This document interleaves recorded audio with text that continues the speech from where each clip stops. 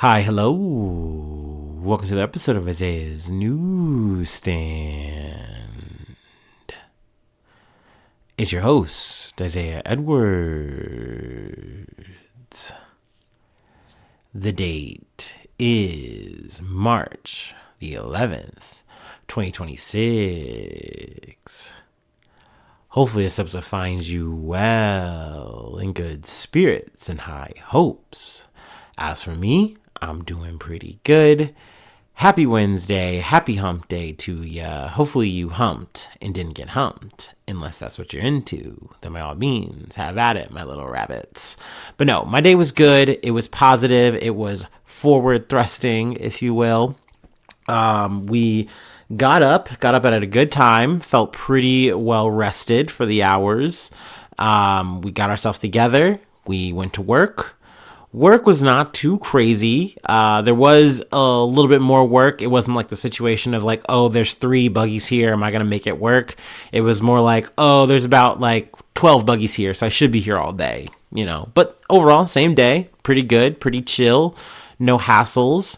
We even got our treat for Wednesday. It was ice cream. So that was nice. It was make your own ice cream sundae situation.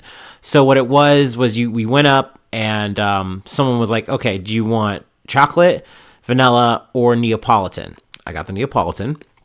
And then you got to add like whatever toppings you wanted, like M&Ms, coconut, nuts, there was some chocolate syrup, caramel syrup, whipped cream topping, a good amount of the works, and that was it. And I think you could have gone back for like multiple runs, which is something I always appreciate, not a ticket system. But I'm trying to watch my figure, trying to slim down. So, we just did the one time. But yeah, overall a good treat, good little treat corner. Also, one of my coworkers the other day was like, hey, I have a bunch of like canned goods and like peanut butter that no one in the house wants. Do you want them? And I was like, yeah, sure, I'll take it. It is very hard for me to say no to something free. So I rifle through everything and I see, okay, there's a peanut butter. It is creamy, which is not my favorite. I prefer it a little crunchy. Actually, I prefer it a lot crunchy. But, we'll take creamy. So essentially I have that at the job now. So if I ever get a little too peckish, a little hungry, get a little spoon and spoon out some peanut butter. That might be the move. So, we appreciate that. I'm not going to lie. I'm going to keep it a buck. I threw out the rest because essentially that's what they needed to do. But, they were like, I got to be nice. I don't want it to go to waste. Da, da, da, da. Well, go ahead and give it to me. All right. And I'll do the job.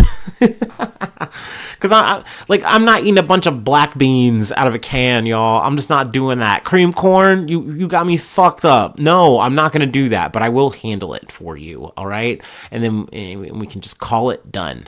Anyway, so after work, we head to the gym. And the gym was busy on a Wednesday, which y'all know I fucking hate.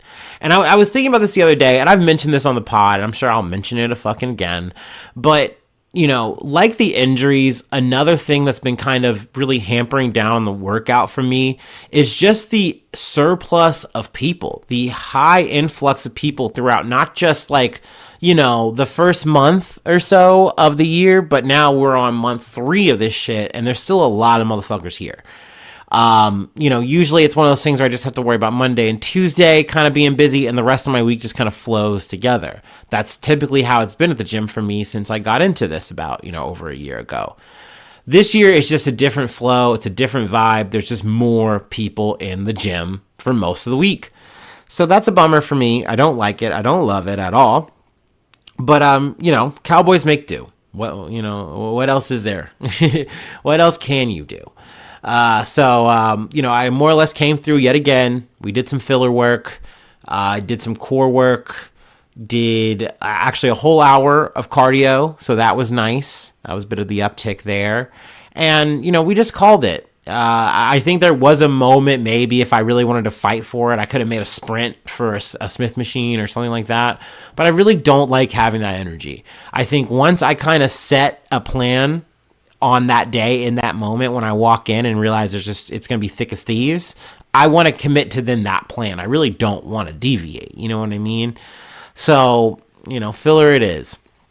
And I feel like it's really, if I think about it too hard, I get upset because I had this plan. We were doing so well coming off of last year into this year. And I'm like, yeah, I'm going to hit my goal of 405 for sure. No problems. And it just feels like I'm coming to the conclusion of like, that's not going to actually be the case. It makes me feel sad. And I have these thoughts of like, yeah, I'm going to the gym and I'm getting strong, and I can't say that. I feel like I can't say that anymore because I'm just showing up and kind of keeping it consistent. I'm just, doing my maintenance, if you will. But that being said, that is something that I want to hang my hat on. I do want to give myself flowers for that, pat on the back for that, because I know that showing up damn near every day is not a thing that like a lot of people do. Not everyone does. So I still think that that's awesome for me. I'm still stoked about that. And not to mention, I don't care about actually getting any kind of accolades or anything. I'm not telling you guys this so I can, feel good and be like, oh, I do so good, buddy. No, I'm doing it for me. I'm doing all this shit for myself. It is all for my own personal, vain bemusement, whatever. I want to see my gains. I want to get my gains. So I feel like now that I'm in a situation where I'm just, it feels like I'm fighting for maintenance. I just don't love it as much, and that feels a little bit bad, but I have to remind myself that is a good thing. So that's what I'm doing here. Because it does feel good when I hit that moment, that stride in a workout, and I'm sweating, and I'm like, hell yeah, we're good. We got this. And then you move on to the next beat, you do the next thing, and all of a sudden you look at the clock and you see how time has passed. And you're like, good, we've been working this time. We've been working this whole time. We've been doing good. That in and of itself just feels good. And then not to mention too, it feels good to see the progress, even if that progress is just, once again, the consistency, the fact that like I haven't rebounded and I'm, usually clocking under 205. Like that's really good for me. I'm really happy to see that. So kind of give myself some, claps, some attaboys for it. I guess TDLR, W gym session is what I'm saying. We made the most out of what we had. We come home, have a stretch, have a snack, do some research, and we're ready to yap. So there we go. Let's go ahead and do our startup, and let's get into some news. Okay, actually, before we do this, while we're doing our startup, I want to have a little hater corner, because this is definitely side news. But I think it was last week or maybe a week before that, Timothy Chalamet and I believe Matthew McConaughey, hey, that rhymes, had this little like actors corner thing. It was Variety and another magazine outlet or whatever sponsored it. And it's like, okay, cool. Like I already have gripes with these kind of things to begin with, when you have like actors talking to actors about whatever the fuck, and it's supposed to be like good content. It just kind of seems dumb. Like actually, believe it or not, it's good to have someone who's, has a set of questions and, has a good delivery and asking that, and like can really get good answers, good responses out of the person they're interviewing. I think that's a good thing. When you just have two schmoes doing water cooler talk, it's not as cute as I think people, or the people who made this stuff or pitched this stuff think it is. I don't know. But then again, they keep making it and people keep sitting down to watch it. So who am I to fucking say? Anyway, they're talking it up. They're yapping it out. And at some point, Timothy Chalamet is like, hey, look, I think opera and ballet, they're all cool, but they're not, I'm wildly paraphrasing this, by the way, but they're not what's happening. They're kind of dead. Like, I'm focusing on trying to keep the movies alive, keep the theater alive, or some shit like that. And he even said this knowing that he was going to catch some flack, and he was like, yeah, I'm probably losing 14 cents or something like, on my metrics for this take or whatever. Like, essentially just doing the childish ass, hot take, but this is what I think, actually. Like, cool, man. And look, the hater in me was already like, yeah, cool, man. Of course, Timothy Chalamet is going to make a dumbass butthead take like this. Like, at the end of the day, the theaters aren't much different from an opera, from ballet. Like, these are all things that require a lot of work to do, and maybe despite whatever his misconception might be, actually do get a lot of attention. People do come out. They do pay money to go see this shit.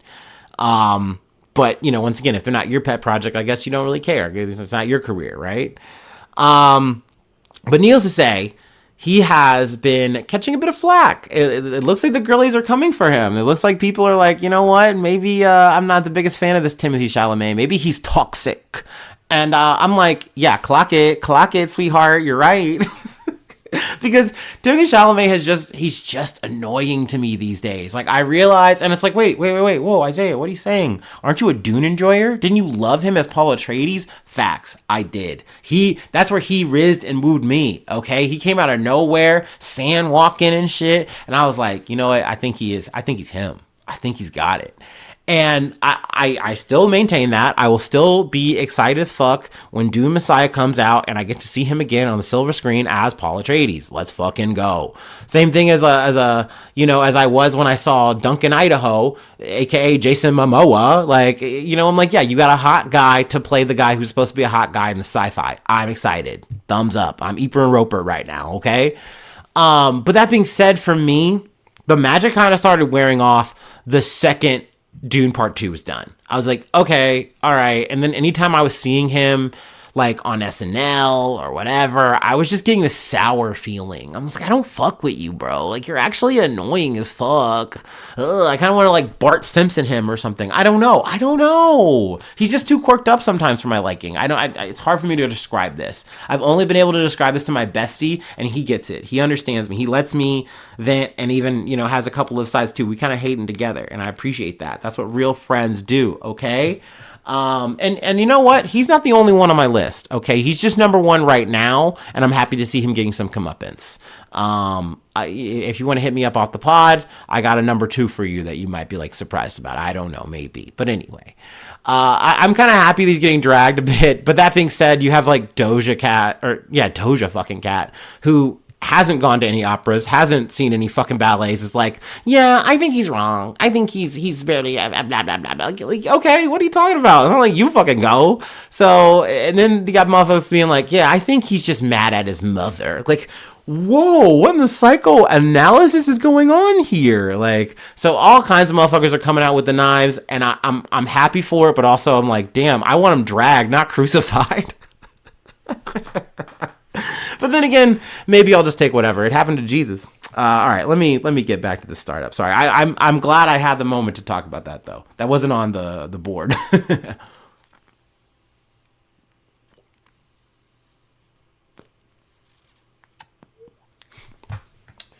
And also, let me say while we're queuing up, this is prime example of how I'm a fucking hypocrite, because I'm talking all this shit, but then I saw him in, I think, like Japan playing like Yu-Gi-Oh with like the youth or whatever, and I'm like, he's so cool. What a cool guy. So he still got that charm. It still works on me, but also I'm like, get him, cook his ass.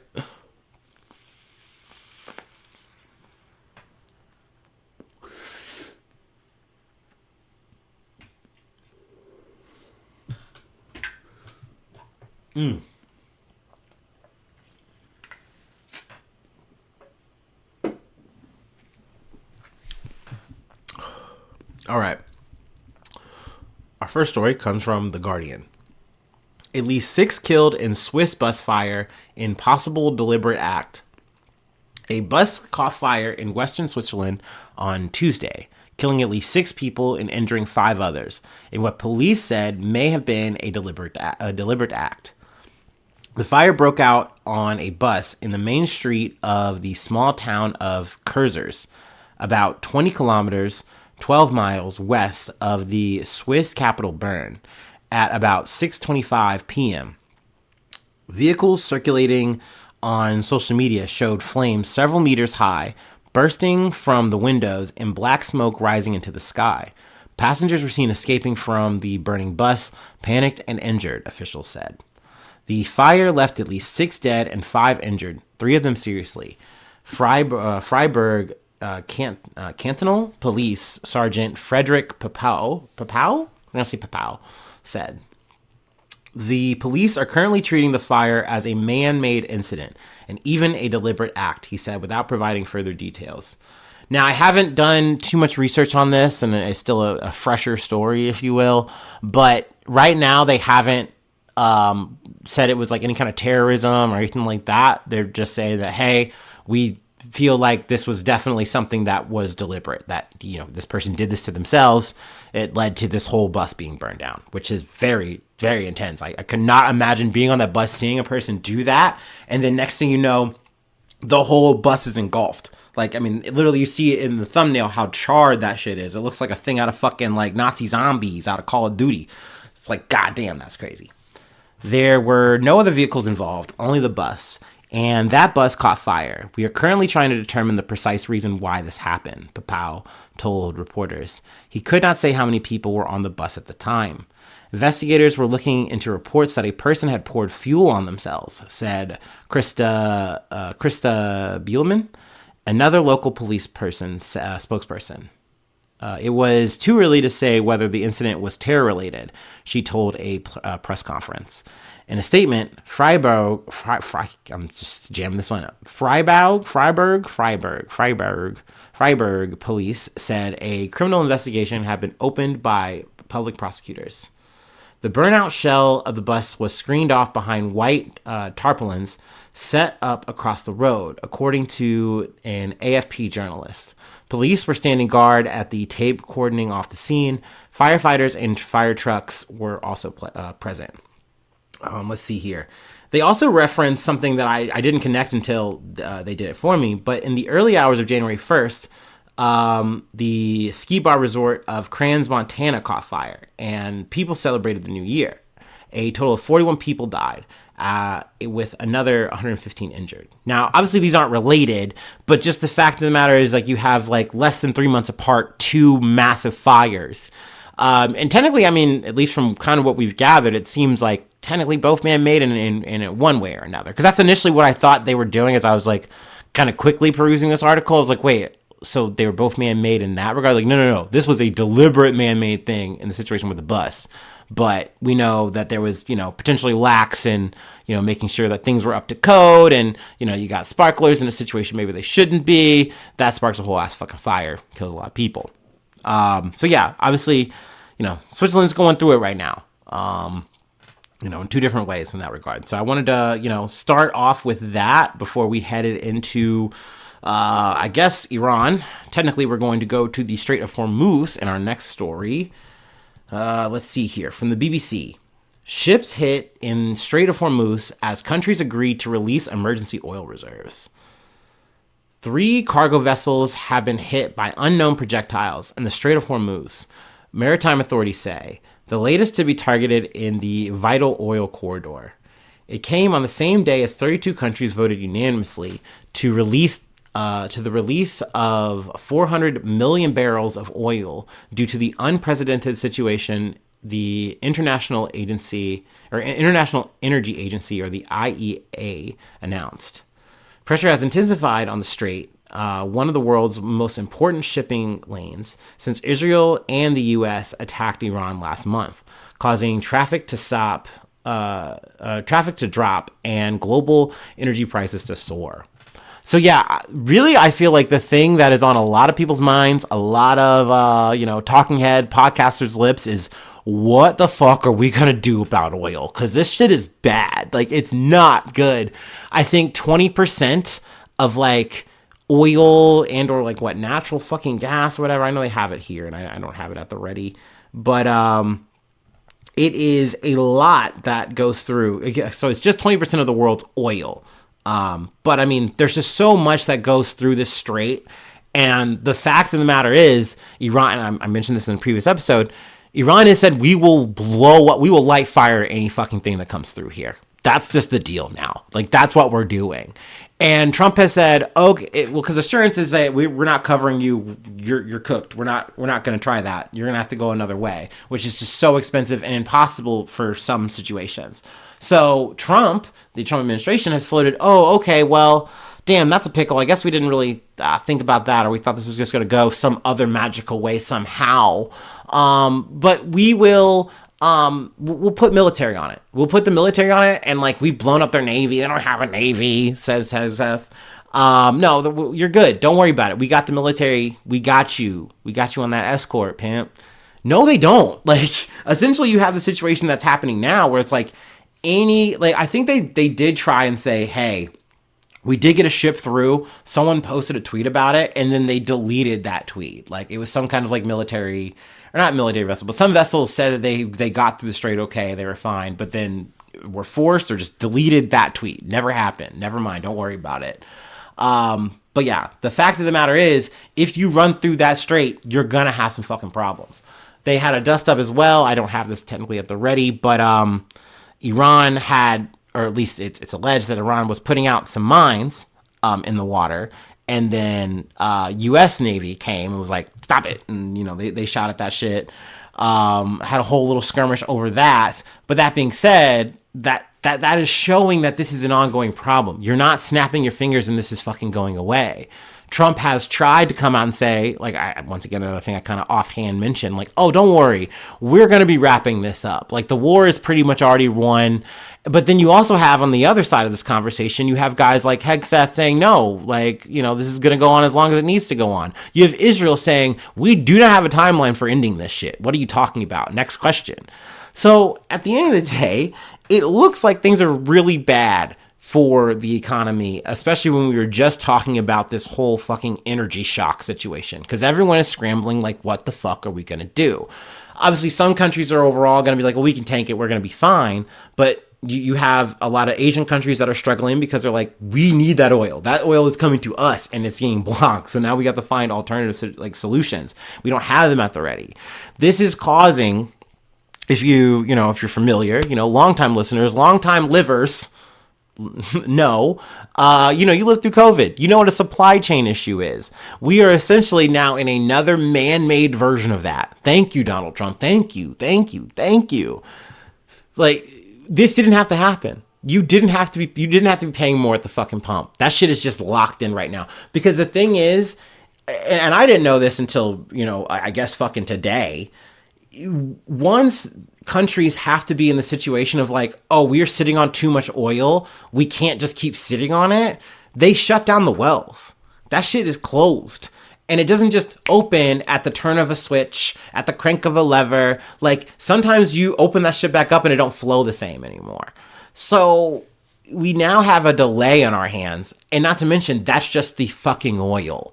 There's other fucking things that are also in play here that need oil, that need, things that run on oil to get it to where it needs to go. That's a problem now. It's all going to go up. It's all going to be more expensive. Because of what? Because we really needed to hit the Ayatollah. We really needed to hit him in a... Don't get me wrong. Like, once again, do you need me to say it? Yeah, Iran regime bad. Okay, awesome. Glad we got that out of the way. We already talked about they got his son. He is now just in power now. So, yeah. And not to mention, I heard he was injured in the blast that they used to try to take out, was it Ali Khamenei? And not to mention, Mataba's wife, I believe, is also alleged to have been killed in that strike. How do you think he's feeling, by the way? Guy who's been literally, like, attached to the fucking military, more or less, and it's like, yeah, we're just gonna cycle him in, because that's, like, the same thing. We're just gonna keep doing the same fucking thing, dog. Dude, it's messy. It's messy right now.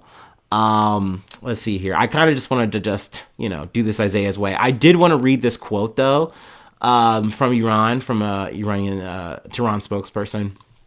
Let's see here. They do go through the ships that were hit, but we'll call that details. If you want to read that, you can. It's also worth noting, too, that, Israel is definitely trying to fight their two-front shit. They're like, hey, look, okay, America, you don't have to worry about Lebanon right now. You don't have to worry about Hezbollah. That's all us. We got that shit. Bibi's like, I handled that shit. And he's just blowing up people. We've kind of talked about that, but that is obviously an ongoing thing. Not that it wasn't an ongoing thing during the quote-unquote ceasefire, but we know that. We've talked about that as well. I don't have to keep hammering that point. Anyway, let me get to this quote, this highlighted portion I had. Following the attacks, Tehran spokesman Ibrahim Zolfquari said, get ready for the oil barrel to be at $200 because the oil price depends on the regional stability, which you have destabilized.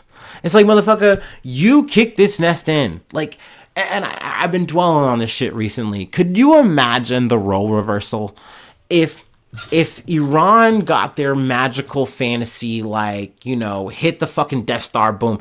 Imagine they, like, obviously we're just imagining here, John Lennon style, Donald Trump gets fucking assassinated. He gets his shit rocked. He gets his shit blown up. Could you imagine? We would be glassing Iran. We would hit a nuclear option on them. We would Hiroshima that shit, and that is the just the grim, morbid truth of it all. And it's so crazy that in this role reversal, it was expected that Iran was just gonna roll over. They were just gonna take it. And what was your logical reference point? Really, was it the Maduro shit? Was it really the Venezuela? It just can't be. It just cannot be. Like, I know people keep wanting to talk conspiracy and fucking 1,000-year plans. Like, I do not believe that this administration has ever thought in that capacity at all. Not even once. They just want glory points. And it was so easy for Benjamin Netanyahu to just play off of that shit. And just say, hey, man, we got like a 2-point plan. We're going to do that 12-day war shit. That's the beginning. And then we got this other shit coming up. And Trump just said yes to all of it. And so he was all in on all of it. And then when the time came, he wasn't going to stop the shit because he thought it was just going to be so fucking easy. And now we're in this indefinite war, which could be a forever war, which could be technically still a boots on the ground situation. We can keep saying we doubt it, but who fucking cares? People are still dying. I don't care. Like, this is still fucked on that metric alone. But not to mention that we are going to bleed out of our wallets yet again over this shit. We're not even talking about terrorists right now. We're talking about a whole new level of fucking bullshit, dude. So yeah, what a time to be alive. A bit of a part 2 here because we're still talking Iran, but we're talking cyber crime. We're talking a cyber attack from CNN. Pro-Iran hackers claim cyber attack on major U.S. medical device maker. A cyber attack claimed by pro-Iran hackers has caused a global network disruption to a major U.S. medical device maker, according to a company statement. Michigan-based Stryker is experiencing a global network disruption to our Microsoft environment as a result of a cyber attack, the company said in a statement to CNN. We have no indication of ransomware or malware and believe the incident is contained. Our teams are working rapidly to understand the impact of the attack on our systems. Stryker has business continuity measures in place to continue to support our customers and partners. Stryker makes a range of hospital equipment, from defibrillators to ambulance cots. The company's computers in Ireland were also hit by the cyber attack, according to local media reports. Stryker says it serves more than 150 million patients through its health equipment and services. It's unclear what immediate impacts, if any, the hack had on Stryker's provision of medical equipment to U.S. hospitals. Cybersecurity executives across the health sector told CNN on Wednesday they were on alert for any impacts. So yeah, I mean, this is another way that they are, potentially lashing out in this, tit for tat war that we have. That once again, you don't need boots on the ground to conduct it. You can hit motherfuckers at bases. You can launch strikes on fucking, airports. And once again, when you don't even have to, and it's like, okay, can we hit America? Maybe not. That was another thing too that's been making the headlines is like, we might be, Iran might be trying to hit California. I mean, fucking good luck with that, I guess. I don't know. But once again, there's no, like, all bets are on. Our bets are off. You know what I'm saying, right? Everything's on the table. Everything's fucking game, dude. And in this situation, if they have people who can hack and fucking take down a fucking hospital or some shit, well, then that's what they're fucking gonna do. And guess what? This isn't going to be a situation where you can even, pay a ransom or anything like that. They're just like, no, we're just going to fuck it up. We're just going to fuck with it, dude.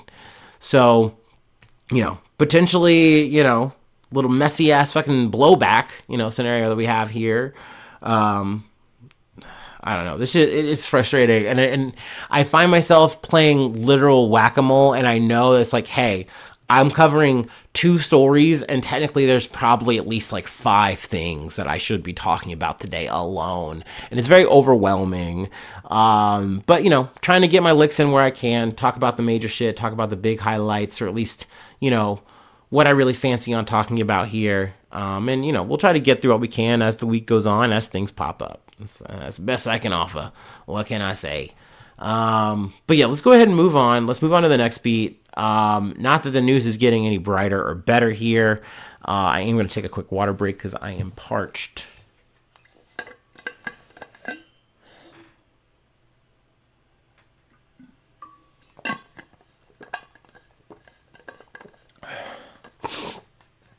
Okay. All right. Our next story comes from Good Morning America. Teen charged in teacher's death from prank gone wrong speaks out. One of the teenage students accused of fatally striking a Georgia teacher in a high school student prank gone wrong is speaking out.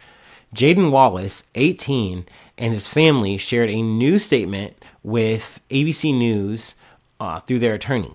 Their statement called North Hall High School teacher Jason Hughes a mentor and a positive influence on Jaden Wallace, and that Wallace plans to live out the rest of his life in a way that honors Hughes, who was a father of two.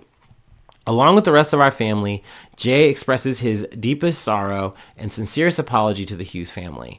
I pledge to live out the remainder of my life in a manner that honors the memory of Coach Hughes by exemplifying Christ. He will never be forgotten, the statement said, adding that Hughes meant the world to Wallace and they're grieving over the tremendous loss. According to authorities in Gainesville, Georgia, Wallace and 4 other teenage students who were all also 18 went to Hughes' house last Friday to roll toilet paper on his trees.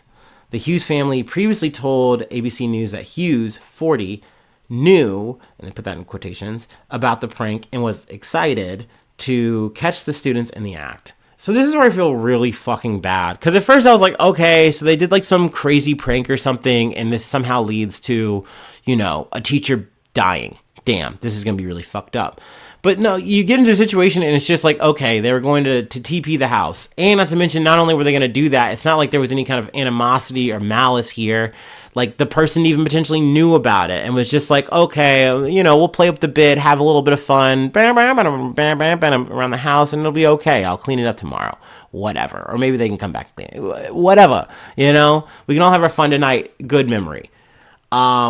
In the process of this, somehow, Hughes trips and falls into the roadway, and Wallace and the other students are trying to leave. They have 2 vehicles that they're leaving, and Wallace somehow runs over Hughes. I guess do I have to put an alleged there or whatever? But that is what is alleged to have happened in the situation. Now they, although the students tried to render aid to Hughes, he later died at a hospital. Wallace is charged with vehicular manslaughter, Wallace is charged with vehicular homicide, and he and the other 4 students are also facing charges for criminal trespassing. The Hughes family is adamant the incident was a tragic accident and fully support dropping the charges against the teenage students. I think that's a very key thing in all of this, because I think that the prosecution is saying like, okay, we are going to, they use the quote, give great deference to the Hughes family's wishes. So it might be looking like a lot of this might be reduced and or dropped, what have you. Excuse me. Obviously, it is a reckless moment. I don't want to sit here and act like these kids are blameless, blah, blah, blah. Y'all know how I fucking feel about pranks. And I've already done a type fucking 5 on some bullshit about fucking war. I don't want to fucking do that about this at the end of the day. Y'all know I have a poo-poo thing on pranks. But I do think that once again, it's worth noting that on both sides of this, there wasn't any kind of bad intentions. There wasn't any kind of bad. It just feels so bad to see this unfold the way it does, the way it has. And I think it takes a lot for the Hughes family to come out with a statement like that, saying like, yo, I truly forgive you. Like, that this was not intentional in any kind of way, and we don't want to see charges. Like, this is the shit that, like, Erica Kirk was trying to fucking do, you know what I mean? With her goddamn steely stare. This is what this family's actually trying to, like, live by and actually do. And I there's something I really respect and appreciate about that alone. And in terms of, the kids, like, damn, once again, you're TPing a house, and then you're doing the scramble. And then next thing you know, your coach is dead. That's some Final Destination ass shit. No, like I really don't know how to square that from my goddamn armchair. I really don't. And not to mention my thoughts about what do you do? Bury these motherfuckers in jail? Put them through the system? Well, try them like adults. I mean, I know if they were brown, that would be a lot easier for this fucking system to do. I hate to say that, but so yeah, it's sad. It's frustrating to see. Obviously condolences to the family. Everybody going through that shit. Even the school, right? Like, damn. Anyway, we have one more story that I wanted to cover. It's a local one. I wanted to try to cover it yesterday, but the docket was full enough for me. I knew I had enough to talk about. And hey, gives me another chance to get a little local on the pod, which I love doing. So yeah, let's go ahead and do our last break, and we will close it out with a little bit of a little legal brouhaha. That was bad. Whatever. Whatever. Oh, man.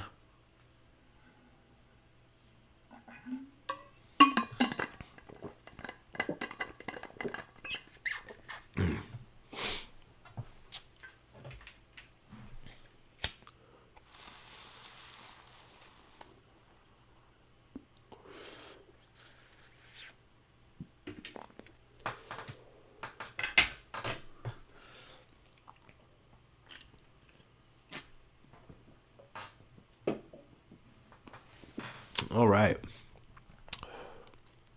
Our last story comes from WLWT5.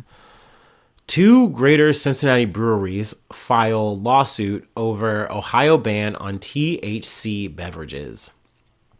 Two Greater Cincinnati breweries are filing a lawsuit over Ohio's impending ban on intoxicating hemp products. 50 West Brewing and 50 West Brewing, and Urban Artifact are part of a lawsuit filed against Secretary of State Frank LaRose and the superintendents of the Division of Cannabis Control and the Division of Liquor Control. Senate Bill 56, which was signed into law by Ohio Governor Mike DeWine last year, boo, tomato, tomato, restricts the sale of intoxicating hemp products outside of licensed recreational marijuana dispensaries, starting on March 20th. The bill came after DeWine issued an emergency ban on intoxicating hemp products. The ban was blocked by a judge's order as it continued to play out in court. The lawsuit claims that banning the sale of THC-infused beverages in Ohio could force businesses to lay off employees, as well as lose millions of dollars in sales. This is going to affect jobs, and not just my company, but companies throughout the state. Founder of 50 West Brewing Company, Bobby Slattery, said. Back in December, Ohio's governor defended his decision for signing the bill. Ohio is making good public policy by enacting its own intoxicating hemp ban earlier than federal law. You're so cool, dude. However, a carve-out to allow the further sale of intoxicating hemp beverages for most of 2026 will create confusion for consumers and lack of conformity with federal law. DeWine said, shut the fuck up. The only motherfucker making this more confusing is our governor in this situation, which pisses me the fuck off. It pisses a lot of motherfuckers off because at the end of the day, whether you're about this shit just because you're pro THC, you're pro, cannabis, whatever the fuck, like, it is getting in the way of the bag. Like, you are fucking up the money in a capitalist society. How dare you, Mike? How fucking dare you, brother? And it's one of those things that it was lost on me until I had a friend who is actually in this industry. And it's like, yeah, like you have a brewing company and they have the room, they have the capacity to, and I'm speaking in dumb plebeian terms here for myself, but they have the capacity to brew more than just alcohol. They can brew other things, and like something like a THC beverage. Hey, if you have it, we can brew that for you here. That's good business. And essentially, you're jamming all of that up from the distributor down to the actual front of sale where you're trying to make the fucking money. Everyone's getting kinked up here for no reason, all because Mike wants to do what? Do what? Like, it's so frustrating, and they always get to use this backing of like, yeah, it's federal law. I'm just trying to line things up with federal law, brother. Talk about state law where you actually govern, you fucking piece of shit. Just talk about that. Live there. Stay in that headspace for me, please, baby. Please walk with me. Talk with me there. Stop talking about damn federal law. Fuck you. Sorry, I don't know. I'm a little passionate about this if I really think about it too long. But that is where I'll leave it. Maybe I'll have myself a THC beverage while I have the opportunity. Goddamn. Maybe, allegedly. Not on the podcast, of course. Of course. I mean, if I could, it would technically be legal. Anyway, if I did do it, No OJ. No OJ. That is the episode. That is where we will leave it for today. If you'd like to help out, support the effort, I do have a Patreon. Patreon.com/Isaiah News. Become a newsie today. Free ways to hit me up, IsaiahNews1@gmail.com. Feel free to follow me or the podcast on any of the socials. Subscribe to the YouTube. Follow on TikTok. Follow on Spotify. Follow on Apple Podcasts. Wherever you like to listen. Let's see. Leave a like. Leave a cool comment. Sharing is always caring. All the stars are appreciated where available, where you can do so. I know on Spotify they have that process. I know on Apple Podcast you can also leave some stars. The more the merrier, you know? I'm trying to be a star and I need all the stars to do it. There you go. Let's see. But if you don't do any of that, that's okay. You know, I know that this is not, I'm no Walter Cronkite, okay? I'm not even a Jon Stewart, okay? Well, what can I say? I'm just a dude who just masses trash for a living, and then, you know, by night just likes to yap, just likes to moan about this, that, and the third. Things way above his pay grade, and I appreciate you. Whether this is your first time, whether you've been listening for a goddamn long time, thank you so much. I really, I do it for you. I do it for me. I definitely damn sure do it for me, but I do it for you too. And I thank you for just sticking along for this whole fucking process. That's a magical thing. But yes, thanks so much for tuning in. Thanks so much for being a friend. And hopefully I see you soon for some more good news. I love ya. Bye-bye. Mwah.